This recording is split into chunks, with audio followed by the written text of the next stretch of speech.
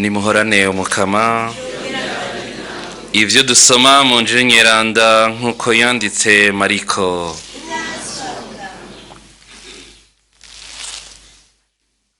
Ahamagara bamwe 12, Yezu aja mu vyo kubarungika babiri, abaha n'ububasha ku mitima ihumanye, kandi ababwira kutagira ikintu batwara ku nzira atari inkonisa, nta mpamba, nta saho, nta dukuta mu mifuko.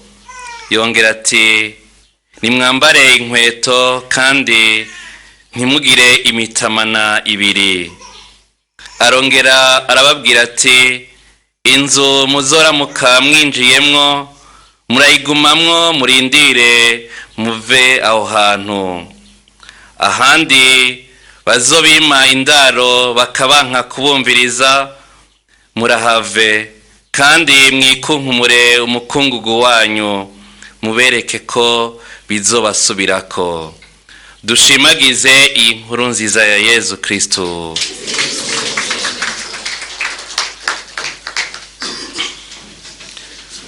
Bavukanyi, Umukama yaduhamagaye ngo tuze mu ngoro yiwe, yongere adutume kumenyesha inkuru nziza. Uwaduhamagaye nkuko izaburi turiko turazirikana no munsi, afise ubukuru, ububasha n'inganji, iteka nini nahazwa ni iry'Umukama. Ibiri mu ijuru no ku isi vyose ni ivyiwe. Ubwami bwiwe ni budasumbwa rugenza vyose, ubutunzi n'ubuninahazwa biva kuri we. Iyo Mana niyo yaduhamagaye, kandi niyo yadutoye ngo iturungike ngo dukwize hose inkuru nziza, inkuru nziza ibohora, inkuru nziza itanga ubuzima. Ubwo bubasha rero bavukanyi twaronse aho Umukama yaduhamagara tukemera mwibatisimu, gupfa kubw'igicumuro ngo tuzukire ubuzima bw'imyaka yose, samazi gusa, ariko twabatijwe kubwa mutima mweranda. Si batisimu yo kwisubirako, ariko ni batisimu iduha ububasha ngo dukwire hose, tumenyeshe inkuru nziza yuko Kristo yapfuye kandi akongera kuzuka.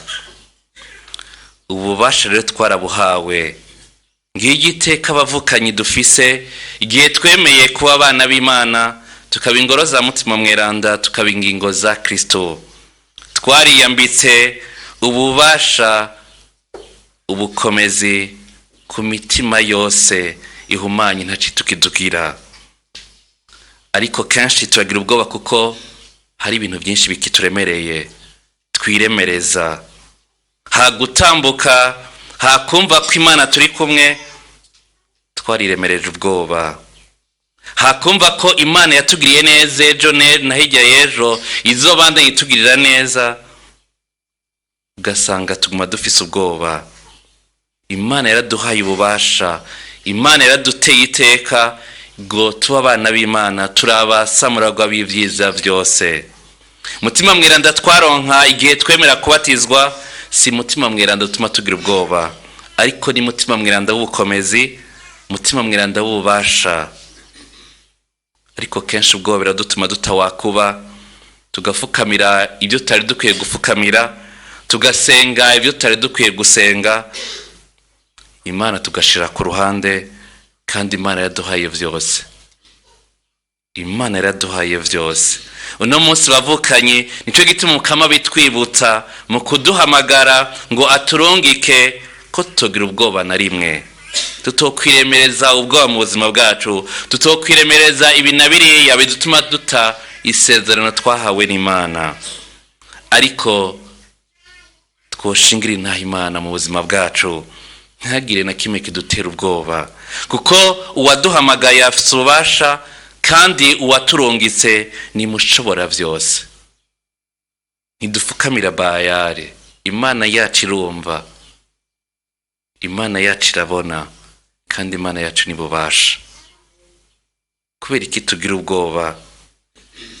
Tumere nka ya mpumyitime, twiyambure novuga nti ibyo byose bidutuma tugira ubwoba, haba impamba, haba isaho, haba amafaranga, haba imyitwarariko y'ubuzima bw'ubu, haba amaronko, ariko byose tuvyiyambure, tutambuke kabiri dushike kwa Yezu, hama Yezu adutume.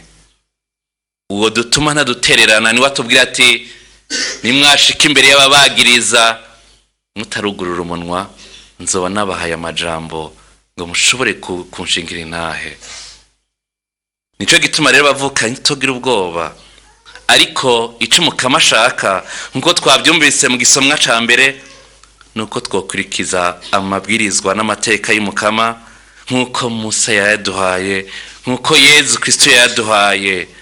We yaduhamagaye akadutera iteka, akaduha ububasha, tukamuhebera ubuzima bwacu bwose, tukumva ko atayindi Mana twokorera, tukumva ko atayindi Mana twosenga. Tumwizigire. Waduhamagaye ni wazi byose, ni wagenza byose, niwe azi gituma yaduhamagaye, ni wazi gituma abadushitse muri iyo situation tuba turimwo. Abashaka ko tumushingira intahe. Pawulo ariko aragira ubwoba, Umukama avuga ati ntugire ubwoba, aho muri ico gisagara urimwo ndafise abantu banje. Natwe bavukanye ntitugire ubwoba, ariko twugurura umunwa tumushingira intahe. Tuzobona ibyiza mu buzima bwacu, tuzobona umuhezagiro, kuko iyo Mana nitwayishingira intahe mu tuntu duto duto, natwe izodushingira intahe imbere ya Data. Nitwemera tukikorera umusaraba wacu wa misi yose, tukamukurikira, nawe imbere ya Data azovuga ati ngaba batoni ba Data, nimurenguke, mwaranshingiye intahe, mwaragwanye, nimuze ndabambike urugori rw'ubuzima. Ibyo ngaha kwisi nibidusamaze bavukanye. Ububabare novuga nti turimwo ngaha kwisi ntaho buhwanye n'ubuninahazwa n'ubwiza turindiriye mu bwami bw'ijuru. Twinanate, dushingire intahe, duce bugufi, tubwire Umukama dukize igicumuro cacu, adukize icaha cacu twakoze, ngo dushobore kumva ko ari we mugenga w'ubuzima bwacu, ari ubuzima bwacu bushingiyeko. Abamukurikiye ntibagira bamaramara, abamukurikiye bamuhebeye vyose, abamuhebeye ubuzima bwabo ntibazozeruka, kuko uwamushingiye intahe mu tuntu duto duto nawe amuronsa ubuzima bw'imyaka yose, amuronsa urugori rw'imyaka yose. Twisabire rero bavukanye muri no kanyiranda y'imisa, nitubwira Umukama dukize ico cose co dutuma tugira ubwoba, ico cose co dutuma tutamwizigira, ariko kubw'ububasha bw'ino kanyiranda y'imisa, kubw'aya majambo Umukama duhaye, mu vyo turimwo vyose, mu vyo dukora vyose, tumugire uwa mbere mu buzima bwacu.